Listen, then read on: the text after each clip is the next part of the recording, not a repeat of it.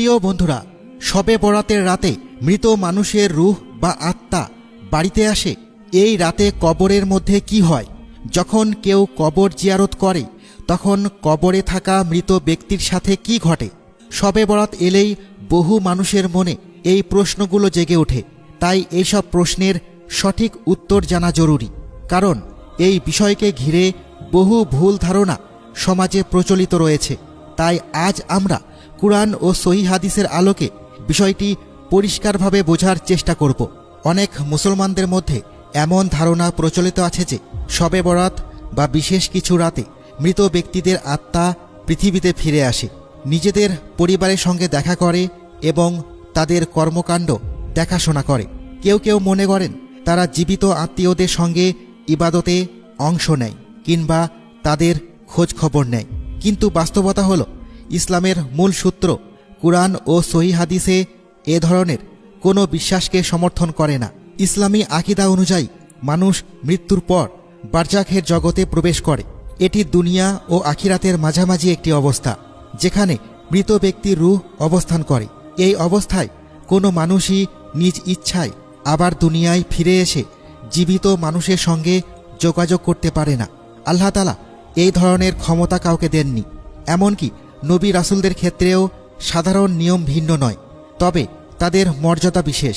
সহিহ হাদিসে বর্ণিত হয়েছে, যখন কেউ নবী মুহাম্মদ সাল্লাল্লাহু আলাইহি ওয়াসাল্লামের প্রতি দরুদ ও সালাম পাঠ করেন, তখন আল্লাহ তাআলা বিশেষ কিছু ফেরেশতাকে নিযুক্ত করেছেন, যারা সেই সালাম তার কাছে পৌঁছে দেন।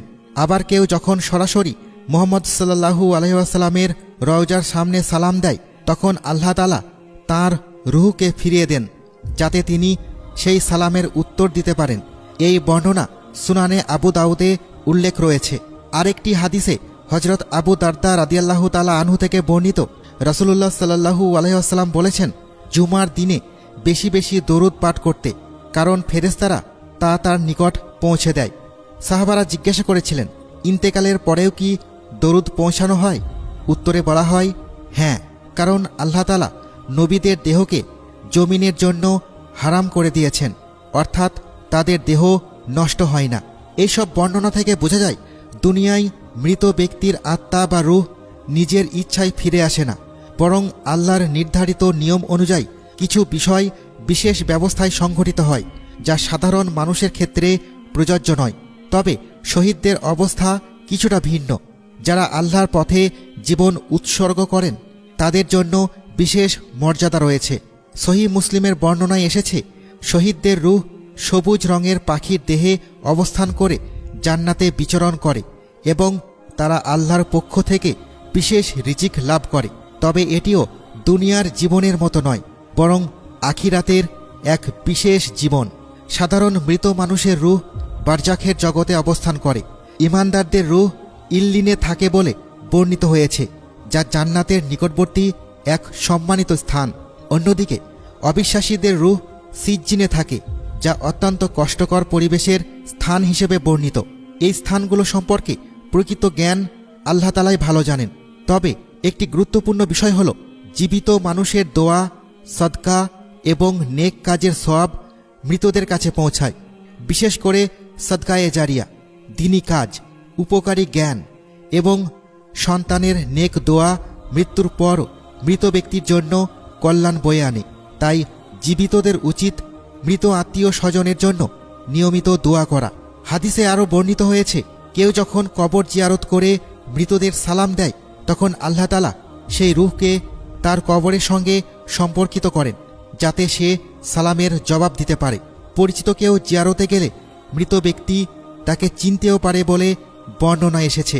তবে যে ধারণা প্রচলিত আছে, শবে বরাত, জুমার রাত বা বিশেষ রাতে মৃতদের আত্মা বা রূহ বাড়িতে ফিরে আসে, এই ধারণার কোনো নির্ভরযোগ্য ভিত্তি নেই।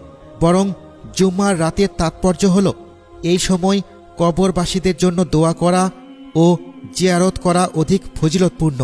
বর্ণনায় আরও এসেছে, মৃত ব্যক্তিরা দোয়া ও সওয়াবের জন্য এমনভাবে অপেক্ষা করে, যেমন ডুবন্ত মানুষ উদ্ধারকারীর অপেক্ষায় থাকে। কেউ যখন তাদের জন্য দোয়া করে বা সওয়াব পৌঁছে দেয়, তখন তারা অত্যন্ত আনন্দিত হয়। সুতরাং আমাদের উচিত ভুল বিশ্বাসে না ভেসে বরং জীবিত অবস্থায় এবং বিশেষ দিন রাতে মৃতদের জন্য দোয়া করা, সদকা করা এবং কবর জিয়ারতের মাধ্যমে তাদের স্মরণ করা। শবে বরাতের প্রকৃত তাৎপর্য এখানেই আত্মশুদ্ধি, তওবা, ইবাদত এবং আল্লাহর রহমত লাভের চেষ্টা। আল্লাহ তাআলা আমাদের সবাইকে কুরআন ও সুন্নাহর আলোকে জীবন পরিচালনার তৌফিক দান করুন এবং ভ্রান্ত ধারণা ও বানোয়াট আমল থেকে হেফাজত করুন। আমিন।